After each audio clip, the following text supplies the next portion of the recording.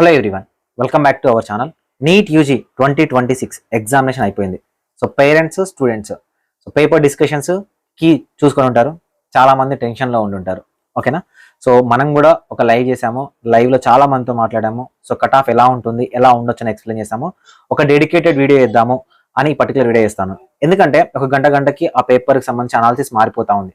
ఎందుకు మారుతుందంటే రియల్ టైంలో రాసింది స్టూడెంట్స్ యొక్క ఒపీనియన్ తీసుకుంటా ఉంటే సో ఒక్కొక్కరికి ఒక్కొక్క స్టాండర్డ్లో పేపర్ కనిపిస్తుంది.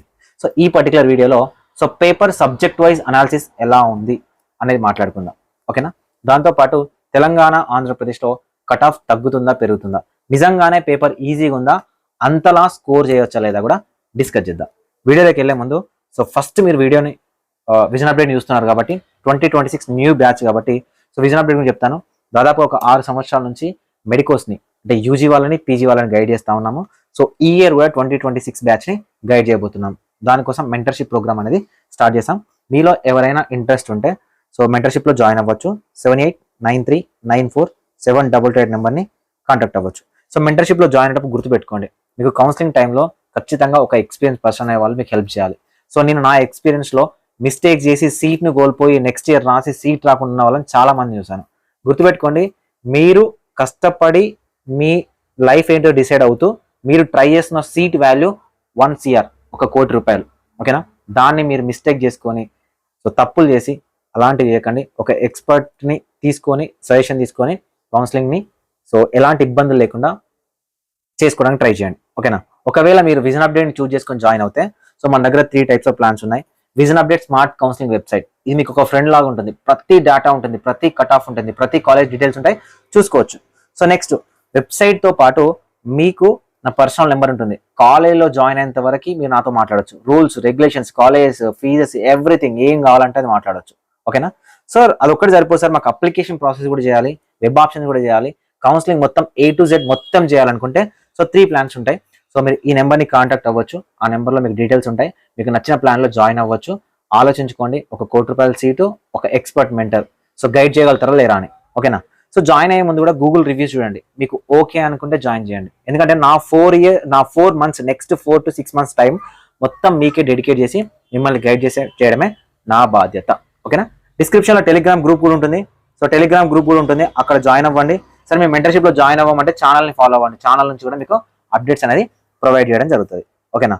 సో ఇప్పుడు మనం పేపర్ గురించి మాట్లాడుకుందాం. సో పేపర్ గురించి మాట్లాడుకునే ముందు పిల్లలు కానీ పేరెంట్స్ కానీ టెన్షన్ పడకండి. సార్ మేము ప్రిపేర్ అయ్యాము, రాయలేకపోయాము. సార్ మా పిల్లల్ని కష్టపడి చదివించాము, రాయలేకపోయారు, మార్క్స్ తక్కువ వస్తున్నాయి, వాటిని వదిలేయండి. అసలు కట్ ఆఫ్స్ అనేవి ఒక పర్సన్ మిమ్మల్ని మోటివేట్ చేయడానికి చెప్తున్నవే. ఓకేనా? ఎవరు పైనుంచి దిగి రాలేదు, ఎవరు డైరెక్ట్గా ఇంతే కట్ ఆఫ్ అని చెప్పరు. వాళ్ళకున్న ఎక్స్పీరియన్స్, పేపర్ అనాలిసిస్ సో ఇంతవరకు రాయగలుగుతారు అని మాత్రమే చెప్పగలుగుతారు. సో కాబట్టి పేరెంట్స్, స్టూడెంట్స్ టెన్షన్ పడకండి. పేరెంట్స్ ముఖ్యంగా మీ పిల్లలని సో కొన్ని రోజులు మోటివేట్ చేయడానికి ట్రై చేయండి. సో వాళ్ళని దగ్గర పెట్టుకోవడానికి ట్రై చేయండి. సో వాళ్ళకి ఇది కాకపోతే ఇంకేదో ఉందని చెప్పడానికి ట్రై చేయండి. నిజానికి పేపర్ ఈజీ అనే వచ్చింది. సో ఎవరు టెన్షన్ పడలేదు. అంటే కొంతమంది చాలా హ్యాపీగానే ఎగ్జామ్ రాసి బయటకు వచ్చారు. కానీ కొంతమంది అటెండ్ చేయని క్యాండిడేట్స్ ఉంటారు కదా, వాళ్ళ కోసం మీరు ధైర్యంగా మీ పిల్లల్ని చూసుకోవడానికి ట్రై చేయండి.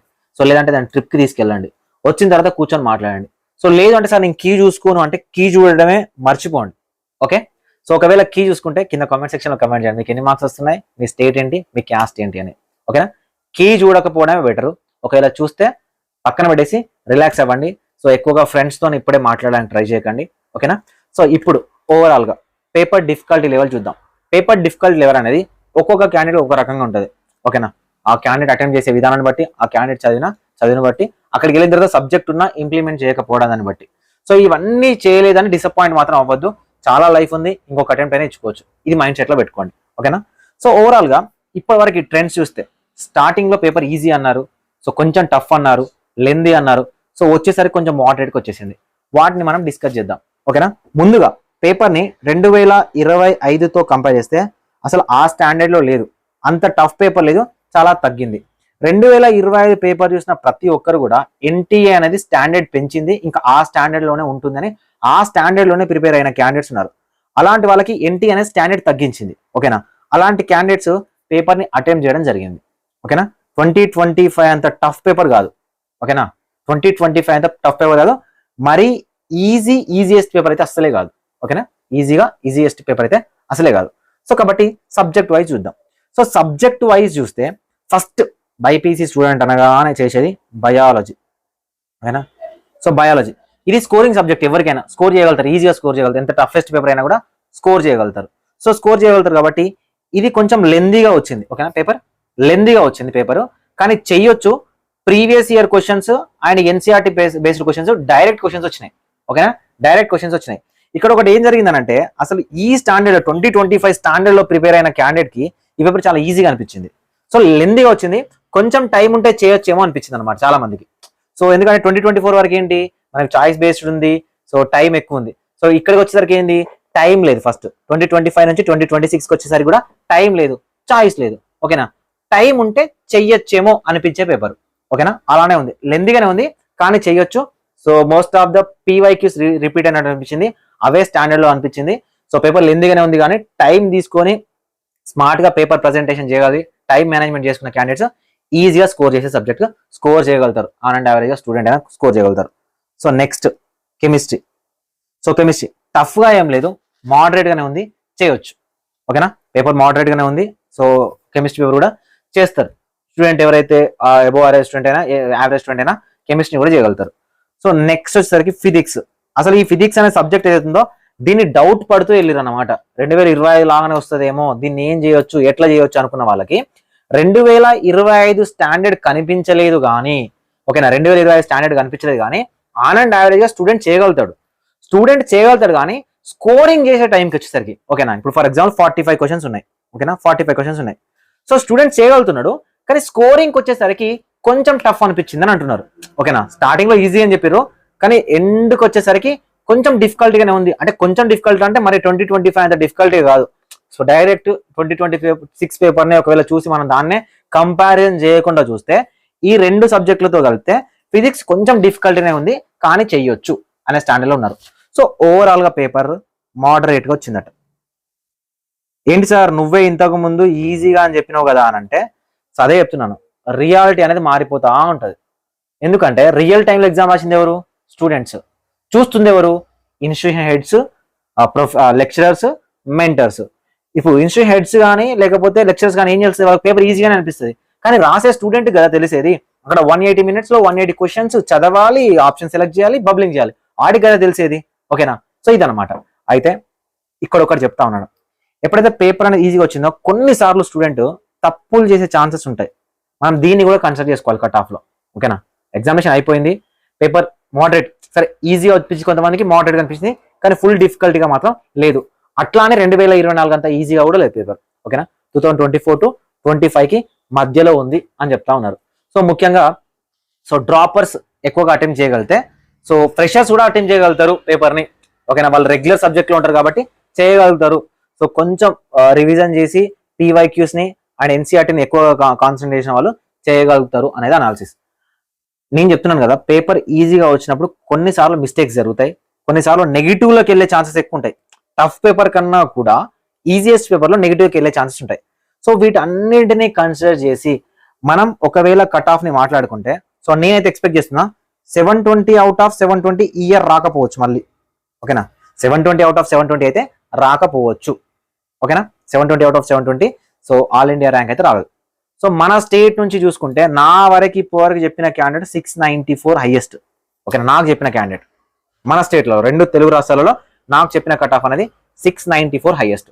ఓకేనా, సో ఇప్పుడు మనం 2 తెలుగు రాష్ట్రాలలో క్యాస్ట్ వైజ్ కాదు, క్యాస్ట్ వైజ్ అనేది నేను నెక్స్ట్ వీడియో అప్లోడ్ చేస్తాను మీకు. క్యాస్ట్ వైజ్ ఎన్ని సీట్స్ ఉన్నాయి, మనం ఎలా చూసుకోవాలి, మెరిట్ ర్యాంక్ ఏంటి అనేది ఎక్స్ప్లెయిన్ చేస్తా. కానీ క్యాస్ట్ వైజ్ కాకుండా ఓపెన్ కాంపిటీషన్ కనుక మనం చూస్తే, 2024, 2025, 2026 ఈ మూడిటికి చెప్తాను చూడండి. ఓకేనా, 2024 ఓకేనా, చాయిస్ ఉంది, టైం ఉంది. అలాంటప్పుడు తెలంగాణలో ఉన్న కట్ ఆఫ్ ఎంత? 502. ఏపీలో ఉన్న కట్ ఆఫ్ ఎంత? 603 అండ్ 580+. ఓకేనా, సో ఇదంతా 2025లో. ఓకేనా, 2025లో సారీ. సో 2024లో, 2025లో, 2026లో.